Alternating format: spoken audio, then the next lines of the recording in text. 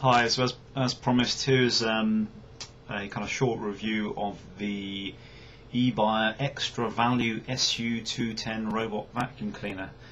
I have to read the name from here because there's no way I'll remember it otherwise. I can't even remember the SU210 bit. Right, yeah, so here it is. Freshly charged. Curiously, it's called the M-288 on the actual thing itself, so just a rebadge. Well, they've not even bothered to rebadge it. Product from eBuyer. In terms of the thing itself, you've got what I guess is a carry handle here, although it feels extremely flimsy, and I'm not sure I want to carry it with it. You've got a bumper at the front, which is what it uses to sense that something's in front of it, of course, and to the side of it, and to navigate around a room. You've got room size buttons. Let's bring it a bit over here. So I forget the exact size. I know the small is for less than about 6 square meters. I think large is about 25 square meters or beyond, or maybe even more than that. I guess that sets the size in terms of its navigation algorithm. You've got a power button on the side, which is also with the charger as well. That completely disables it should the thing run off away, I guess. Here you have the actual dust compartment, which it collects and you and dispose of. It's pretty easy to remove. Not so easy to put back, but it worked earlier. I'll have to come back to that. Bullet full of dust. Okay, underneath you can see the two main drive wheels. There's a kind of roller there, the brush as well. So very similar to a conventional vacuum.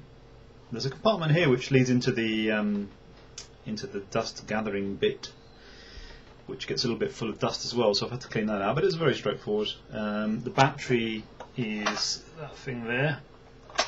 Not sure what type it is, although there's sort of warning information in the manual.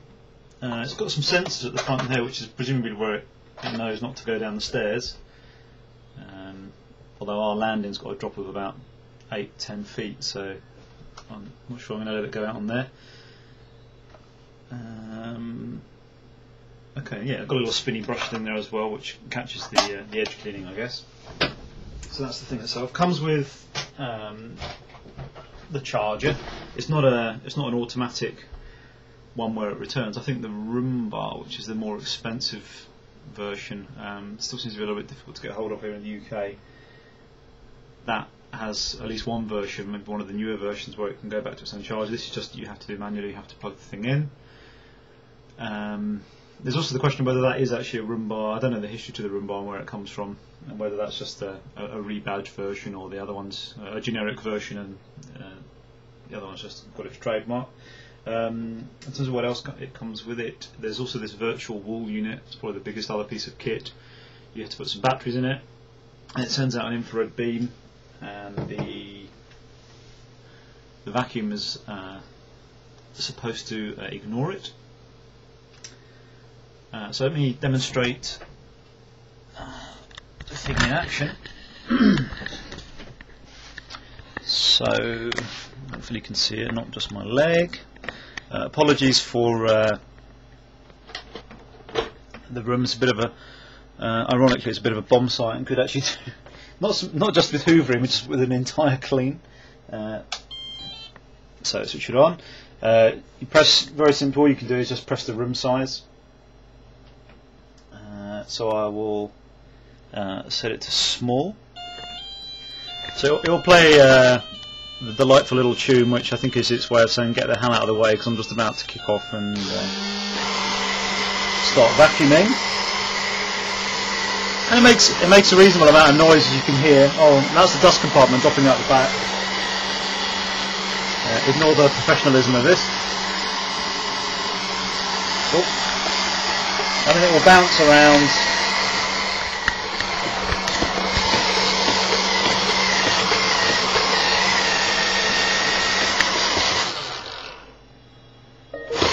kind of follow its algorithm. You can see if it gets stuck, it's kind of reasonably good at. No, it's gone right under the sofa bed. If it gets stuck, it's reasonably good at recovering. Because it's gone under there, I'm now not going to be able to get it out and turn it off. So you have to bear with the noise. Oh god, and the phone's ringing. Oh dear. This is why I should have my own studio, you see. Oh, here it comes back again. So turn it off as a peace and quiet. Yeah, so far it's a fun gadget really, and it's so cheap from eBuyer. It's hard to complain about it too much, and it kind of does the job. It does pick up. God, sorry, my mobile as well. It does pick up a fair bit of dust, so it does the hoop. It does the vacuuming bit. Probably the only issue with it is that it